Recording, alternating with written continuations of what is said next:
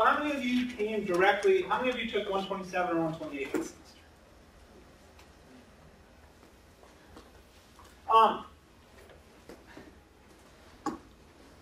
What I found, there's kind of two stumbling blocks for people in calculus right away. One is graphing. Okay, I don't allow you to use graphing calculators, and I expect you to know the graphs of a bunch of different functions. Right? It's not so much that there's a lot of graphing problems in calculus. It's not like you're going to read a lot of problems that say graph this, graph this, graph this. But you're going to be expected to just know what a graph looks like to help you analyze the entire problem. So one thing I'm going to go over, at least for as much time as I have, is just how to graph the usual, the usual assortment of functions that you should have seen sometime in your pre-calculus. The other thing that is a stumbling block is algebraic manipulations. Things like adding fractions, factoring. Okay, these things that always creep up and hurt you. I will try to take time to talk about those as we go over them, as they come up in the class. If I have time today, I'll do a little bit of those. But for the most part, I'm going to focus on graphing. What 126 and 127, believe it or not, the topic, the whole reason that you take 126 and 127 is so that you can learn all of the basic functions. Okay? You can learn the properties and the graphs of all of the sort of easy functions that come up every day. Okay? And there's not very many of them, actually. Right? What's a function? I'm using this word, expecting you to remember. I'm not going to tell you. Yes, sir. An equation that for every input there is only one output. A function is not necessarily an equation, but a correspondence in which, yes, every input has exactly one output. That is perfect. For each x value, there is exactly one y value. Vertical line. Or vertical line test, yep. So, this guy is a perfectly good function. Right? He's cool. He would be allowed in function land. He would pass the vertical line test. Because for any x input, he's got exactly one y. Now, why? W-H-Y. Do we care about functions? Why do we study functions? Why don't we study just any curves, any graphs? So here's something that's not a function. In order to not be a function, you have to fail the vertical line test. So you have to turn back on yourself. Basically what happens, as soon as you allow curves to turn back on themselves, they get too complicated. Right? This is a perfectly good relation. The graph, the curve, the relation, but it's garbage. Now, you can't analyze it at all. There's just no structure to it. Okay? So a function has enough structure, this idea that it has to pass the vertical line test, it can only hit a vertical line once, has enough structure to make it simple enough to study. Okay? So eventually you talk about curves like this. Maybe you've seen some polar curves that look not like this, but a little more complicated than this. But for the most part, we're going to be dealing with functions in this class. And in 126 and 127, you were supposed to have gotten sort of a library or sort of a build-up of standard functions. So I'm going to go through them now. Okay. The first function that you should have learned sometime in your life is a linear function. It is probably the simplest function in the world. X equals y. X equals y is an example, one particular example of a linear function. The general format for a linear function is y equals the slope times x plus the intercept. And x plus b. So, for example, y equals negative 2x plus 1.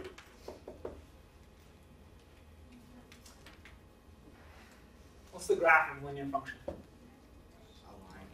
line. Okay. How do you graph this particular linear function? You can start off with going 1 up the y-axis and down to y-intercept. Right, so whenever you're in this form, you can just pick off the slope and the y-intercept, right? This is the y-intercept, so you know you go through 0, 1, and this is the slope, m equals -2. So when you start graphing this,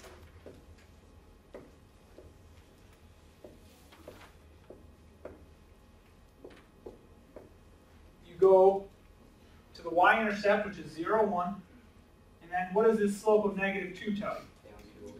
Right, so you interpret slope as rise over run. Right, in this particular case, because it's a whole number, you would change it into a fraction and think of this as -2 over 1. So that means you go down 2, 1, 2 over. If you want another point on your line, you go down 2 again over 1 again. And then if you connect the dots, that's all points that satisfy this equation.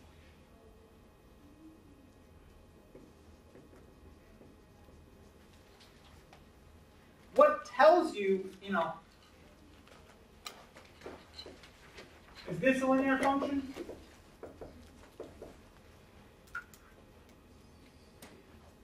Yes, why? One, you can solve for y and put it in this form. Okay. Yeah, more than that, a little faster way is that the exponents are 1 on both the x and y. So linear functions always have an exponent of 1 on x and y. If I give you any linear function in the world, you need to be able to graph it. If you can't graph a line, you do not belong in this class. Okay? So if you cannot graph it, and I'm not trying to be mean, I'm not trying to be a jerk, I'm just being honest. So if you didn't get this or you forgot this, study the heck out of it so that when we start doing things that are mucho complicated, this doesn't trip you up. Okay? There are two special lines, horizontal and vertical. What do the equations of horizontal and vertical lines look like? X equals the value and y equals the value. Which one's which? Vertical is the x, horizontal is the y. Yeah, so horizontal lines all look like y equals a number. Vertical lines all look like x equals a number. So for example, if I give you y equals 2, this is the set of all points in the xy plane that have y equal to 2. The set of all points in the xy plane that have y equal to 2. The set of all points in the xy plane that have x equal to 3, for example, would be this one. I'll pretend it goes through.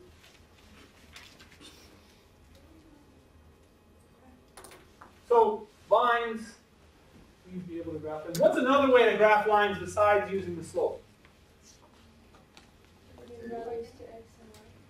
Yeah, you can just plug values in, right? Lines are simple enough that you can just plug x equals 0 and y equals 0. Find the intercepts.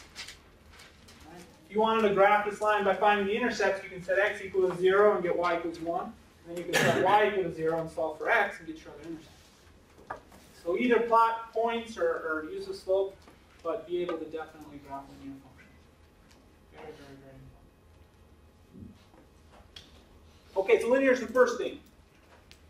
Simplest functions you can possibly have. Then you move on, and you get polynomial functions. Polynomial functions have higher exponents on the x. Right? So you can have x squared and x cubed and x to the 17th if you really want to. Right? So some examples, I'm going to put the general form just because it's kind of annoying, right? But some examples of polynomial functions, something like x squared, x cubed minus 4x, negative 2x plus 3 squared, x minus 1.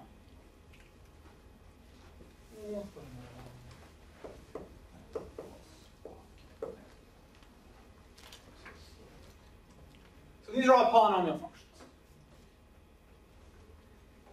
When you're analyzing polynomial functions, you learned at some point in your life, I hope, or else you shouldn't be in this class, you learned how to graph this. I'm not super into you guys graphing these formulas, but I do want you to look at this and be able to give me a general shape. Okay, I want you to know, have a picture in your head of kind of what this looks like. So what I would suggest, the first thing to analyze for polynomial functions is the end behavior. Or that, at least that's an easy behavior. So what you should be thinking when you see each of these is kind of what power function they're similar to. So what I mean is, here's some power functions.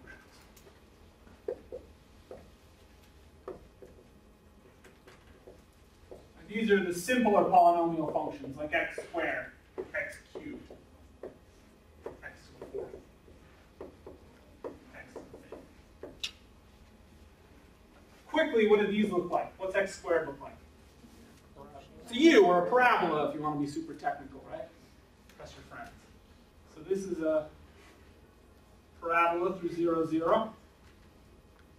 What does x cubed look like? It's an S shape, or snake. Right? I call x cubed a snake. Since you're in my class, you'll hear that a lot. So x cubed looks something like this.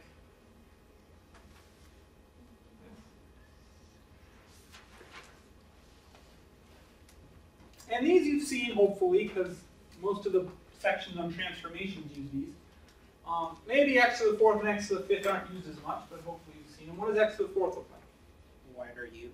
Yeah, it looks almost exactly like this, okay, except it gets flatter on the inside between -1 and 1, and it gets steeper on the outside.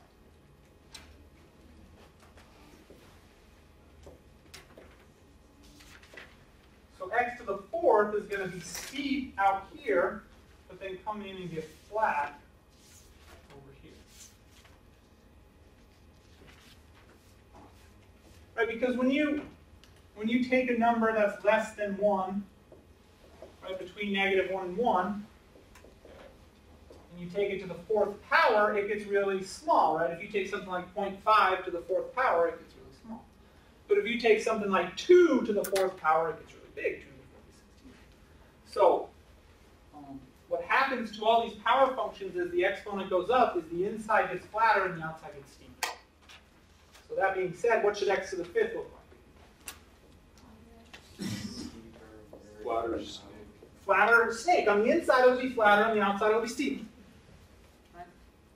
So x to the fifth will come maybe more like this.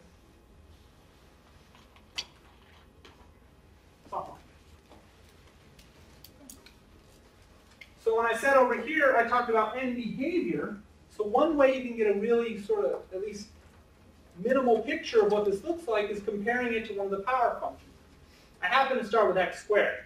X squared is exactly a power function, right? This is this function right here. What about x to the third? What do you think this looks like as x gets big? What's the degree of this? Well, this term, yes. What's the degree of this polynomial? 3. The degree is 3. The degree is the highest exponent. As long as it's written in this form where the terms are being added or subtracted. So the degree of this is 3, which means as x gets big, this looks like x cubed. So I don't actually know what this looks like. Okay? But in my head, I'm thinking it's got to end exactly like x cubed ends, which means up on the right, down on the left. Now, because of this extra term that I've added, it's going to have some sort of squiggle in it. So in my head, without doing a whole bunch of work, I'm seeing that this is this. Now, I don't know what the intercepts are. It's not a very precise graph, but it gives me something to understand what the heck my teacher's talking about when he writes this. He's talking about this kind of. How would you find exactly where this guy hits the axis here? Yeah. Yeah. So when you're graphing polynomials, if you want to find a very specific graph, you're going to have to find the zeros or the x-intercepts. If you just want a picture, you kind of say, well, what power function is this closest to? And then if there's some extra terms, put some squiggles. But let's do a fairly precise graph here, just so you remember how it looks. So let's graph y equals x minus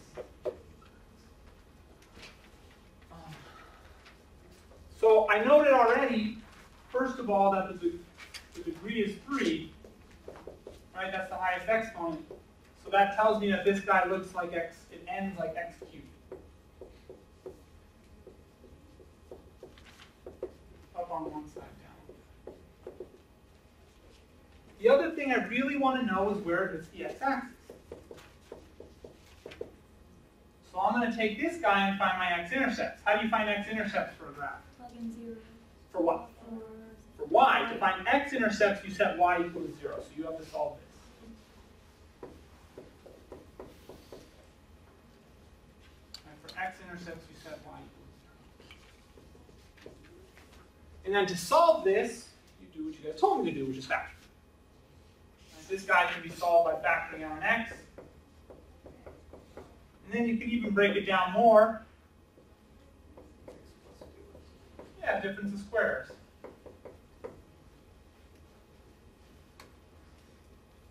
So then right away, the only way this product can equal 0 is if each individual factor equals 0, or if any individual factor equals 0.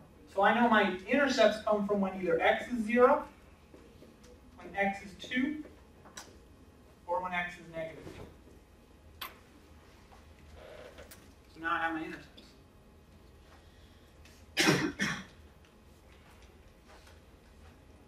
What about multiplicity? You guys remember what that is? No. It's where if it crosses the line or if it turns back. Right, multiplicity helps you understand whether your graph is going to cross the x-axis or turn around at the x-axis. And how you find multiplicity is by considering the number of times a factor occurs. So what I mean is, on here, each of these factors, x, x minus 2, x plus 2, only occurs once. They each have an exponent 1. So what that means is the multiplicity for each one of these is 1. Compare that to something like this, where this x plus 3 has a 2. That means the multiplicity here is 2. What that tells you is whether or not your graph is going to cross or touch. Right? If you have a multiplicity of 1 at x equals 0, your graph behaves like a line. It behaves like an x to the first. So you're going to cross here. You're going to cross here. Your graph is going to look like some sort of line, either positive or negative slope. Just at that 0. At that x-intercept. So put it all together. You know where your intercepts are, 0, 2, negative 2.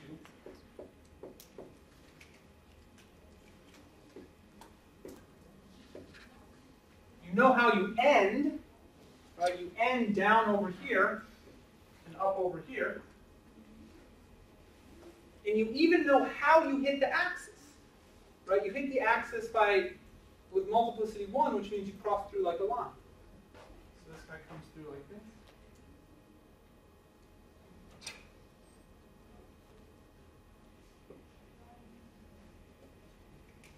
So there's pretty much as good of a graph as we're going to get right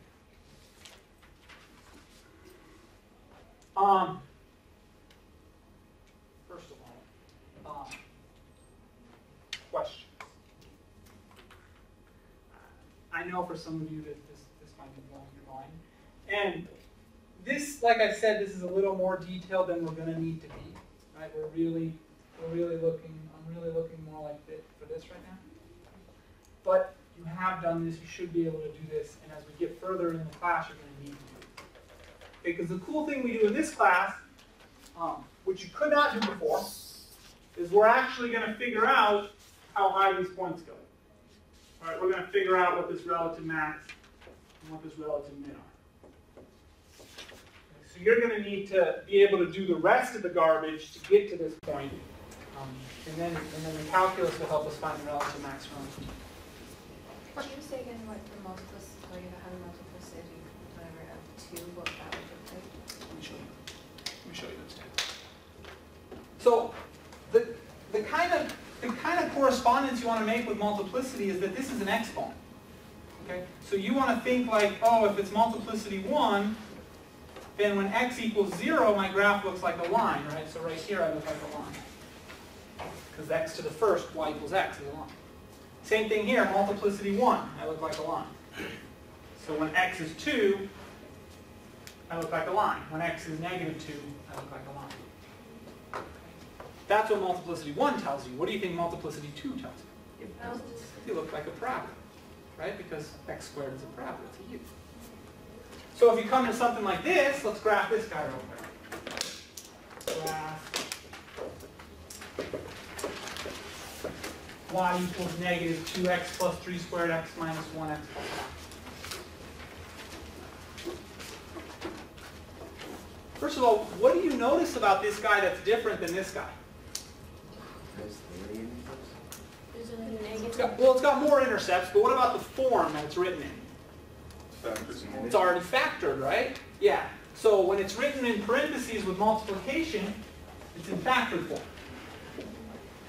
In factored form, it's actually a lot easier to find the intercepts, right? Because once you have this factored, if you want to find the x-intercepts,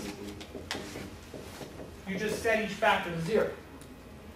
Right? So the x-intercepts here are going to be x equals negative 3 from this factor, x equals 1, x equals negative 5.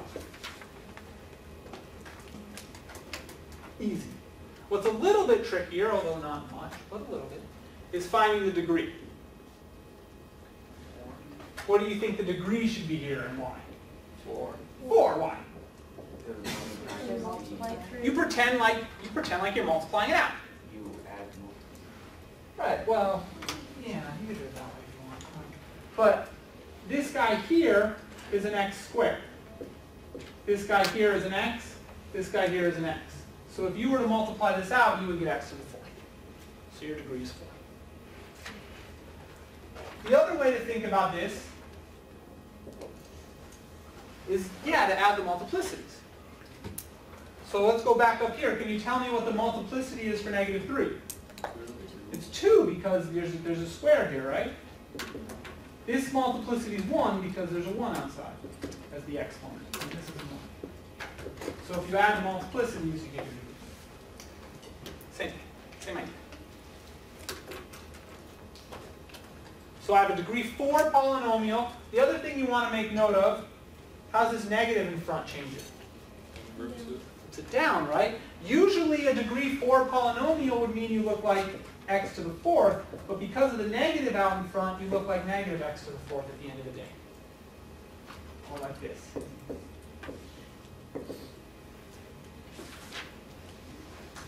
So then you can do your best.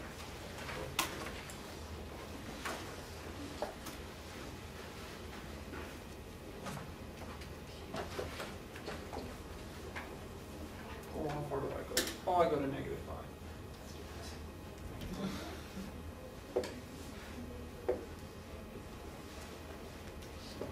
1, 2, 3, 4, 5.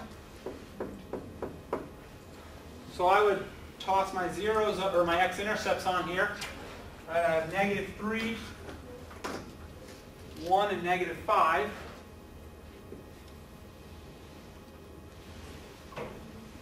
I know at the end of the day I have to go down on this side and down on this side. So all that really remains is how do I interact with this axis? Crosses. So let's see, at negative 5, I have multiplicity 1, so that's like a line across right through. At negative 3, I think that's the one that has multiplicity 2. So when you come back down and hit that axis again, since you have multiplicity 2, you need to make this look like a parabola. So it needs to look like a U right there. It needs to bounce. Then you go up for a while, go to whatever the y-intercept is, which you could figure out if you were so inclined. And then cross right through. You cross on 1, because the multiplicity is 1 again. It looks like x. Line, parabola.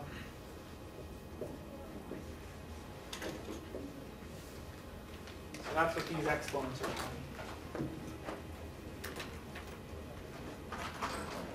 me.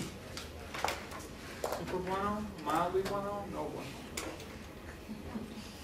How we doing? Super super bueno. Good. That's optimistic. I like that.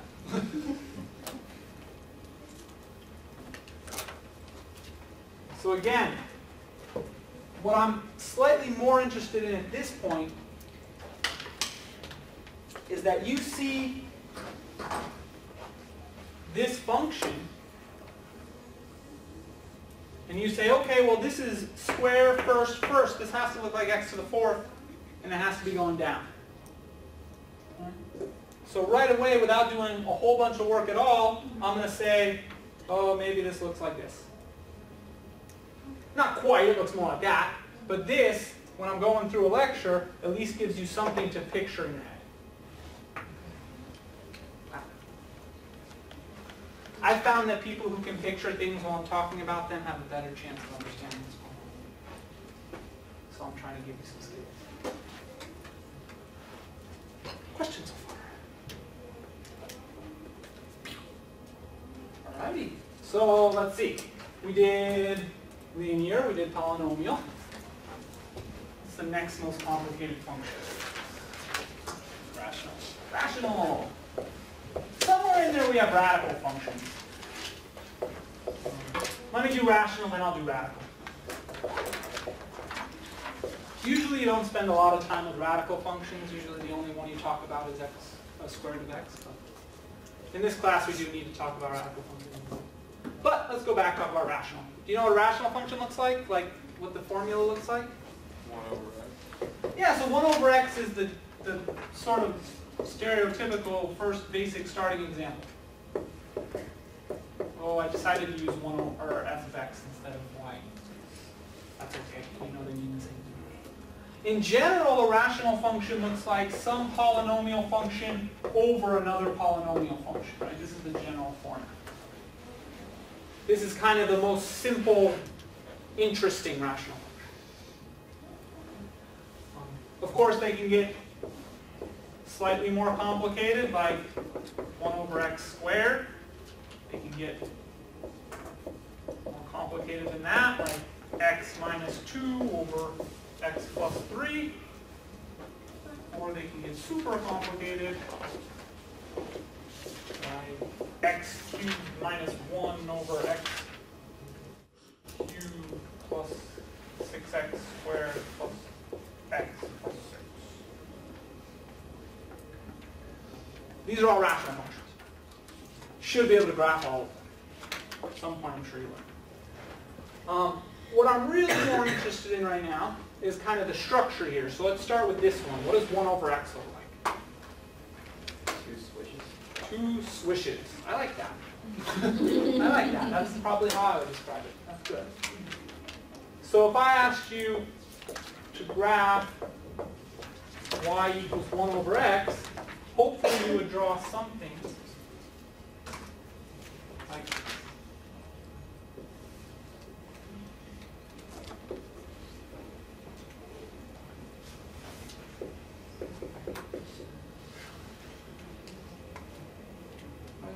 As x gets bigger and bigger, this denominator gets bigger, which is why your graph is getting smaller, going to 0.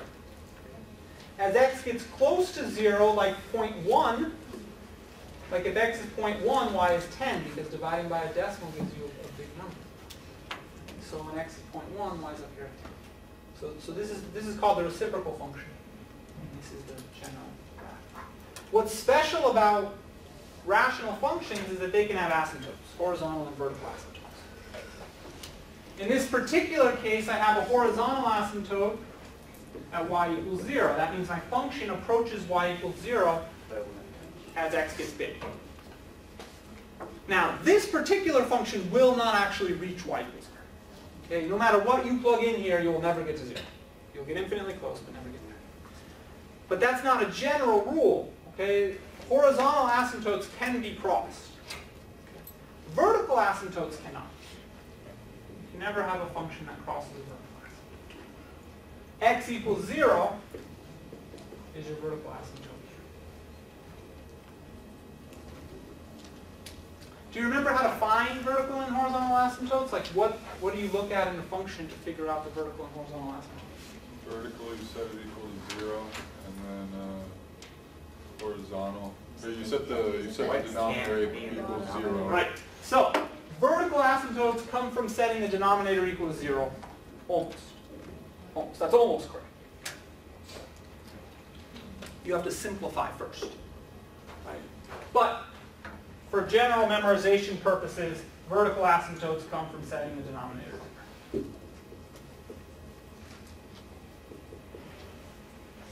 How about horizontal asymptotes? The degree of the numerator is smaller than the degree of denominator. You compare the degrees, right? There's a bunch of different cases. Yeah. Either the degree on top is smaller, or the degree on bottom is smaller, or the degrees are the same. Right? If the degree on the top is smaller, right, meaning you have more x's on the bottom, right? This is like this case, you have x to the first on the bottom and x to the 0 on top. So the degree on the bottom is larger. If the degree on the bottom is larger, then you have a horizontal asymptote of y equals 0. Oh.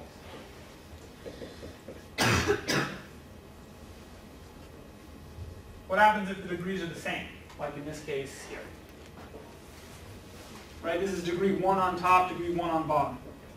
Coefficients of that. You take the ratio of the leading coefficients. So in this case, the horizontal asymptote would be y equals 1 over 1. Because the coefficients in front here are 1. If the degree on top, oh, I meant to make this cube. If the degree on top is bigger, then you have what's called, well, if the degree on top is 1 bigger, then you have a slant or a what do they call it, oblique asymptote. If the degree on top is 2 bigger, then you have a parabolic asymptote. If it's 3 bigger, you have a cubic asymptote. For the most part, you don't really worry about that. But it comes up. So two more things about rational quantity. First, do you guys know what the graph of this one looks like? It's almost exactly the same as the almost, right? It's very similar to this, a similar shape. But something has to change here. This flips up, right? Because It's like a volcano. 1 over x squared is always positive. Yeah, it's like a volcano. Sounds good. Let's go with that.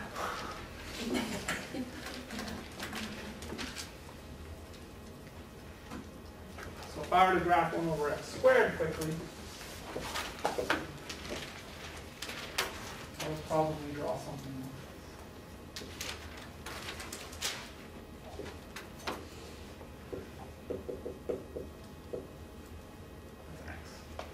Believe it or not. So what's kind of the difference in the formula, and then what's the corresponding difference in the graph as far as the asymptotes go? Like the asymptotes are the same, right? You have a horizontal asymptote at y equals 0 for both of them, and you have a vertical asymptote at x equals 0 for both of them. But the behavior at the asymptote is different.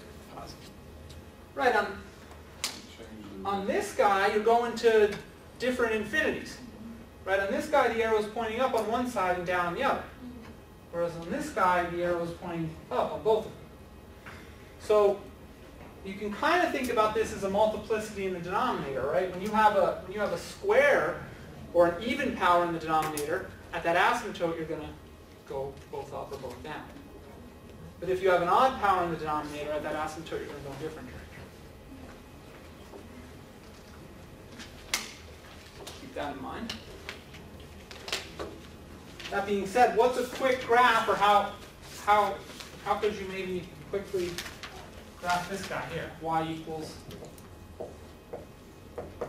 x minus 2 over x plus 3. X. Yeah, throw those asymptotes on there quickly. Right? You can do that without much work. Where's the vertical asymptote? Negative 3. How'd you get that? Because if you put negative 3 at the bottom, the denominator equals 0. Boo. It's true, but boo. You just said it. You solved it. Use algebra, right? I mean, if it's more complicated than this, maybe you don't guess and you actually solve this equation. Right? So you set the denominator equals 0 and solve it. So this is a bad value, right? Because it would make the denominator equal to 0. And make the fraction undefined. So we put our vertical asymptote. Horizontal asymptote? Y equals 1. Y equals 1. right, ratio of the coefficients because the degrees are 1 on top and bottom. Intercepts? 2. How'd you get that? Set the top equals 0. Yeah, so in general, the x-intercept comes from when y equals 0.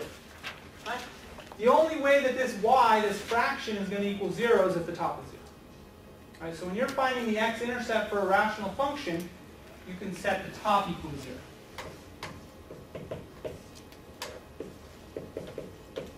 So for your x-intercept, you would do x minus 2 equals 0, x equals 2.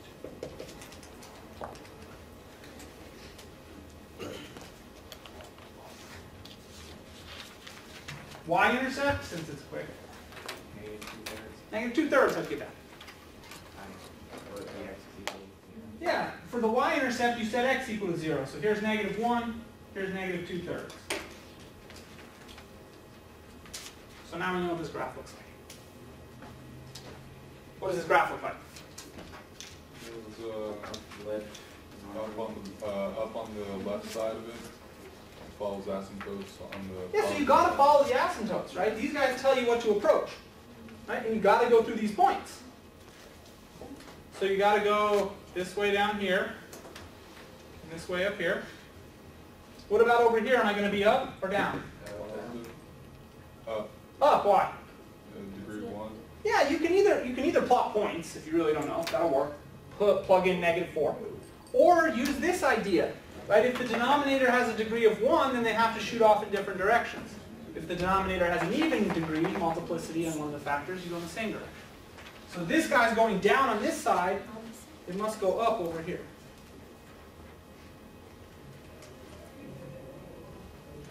Really, what I want you to kind of have in your head here, when you see a rational function, basically it's defined by its asymptotes.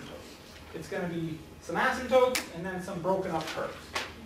Okay? So you can have one of these in your head, pretty much, when I'm talking about a rational function. Almost, right? That'd be too easy. Too easy, right? This guy is pretty much like this guy. Like qualitatively, it's kind of the same thing. It's flipped, but really it's not much different. So in your head, when you're dealing with rational functions, you definitely want to keep these in mind, except for one annoying but definitely necessary case. Ooh, it's not an asymptote, whatever, you just tilt this, it's fine. No big deal. The one case that I really care about you understanding is, remember here where I said set the denominator equal to 0 is almost right? Well, not every time. Right, so if I tell you to graph y equals x squared plus 3x over x, It divides out. yeah, this simplifies. Right? These guys, the x in the denominator did not simplify here, here, or here. The x plus 3 did not simplify away. But here the x is going to simplify. Right? If you factor the top, this becomes x times x plus 3 over x. So then the x is simplified, and this equals, almost equals. So this function here is almost equivalent to the function y equals x plus 3. Why am I saying almost? Why are these not exactly the same? The square. Because the x is x squared on the top. Ooh, but it went away, right? Square went away when I canceled. So what's the difference between this graph and this graph? It's a fraction, that's not. That is true. That's true. One's a fraction and one's not. So what's that mean? You've eliminated an On answer. the first one, x cannot equal 0. Correct. Correct. This guy, x cannot equal 0 because there's a denominator. This guy has no denominator, so that restriction's not there. So these are not quite the same exact thing. One of them's a whole. Right, so when you cancel out this x here, you have to make a note that x cannot be 0. Or that's the same thing as saying there's a whole at x equals 0. So these graphs, if you want these to be the same, you have to put an extra domain restriction. Now they're exactly the same. Now they're exactly the same graph. Okay, without this, they're slightly different. But if you put in that domain restriction and say x can't be 0, I have a hole there, then they're exactly the same. So if you were going to graph this guy,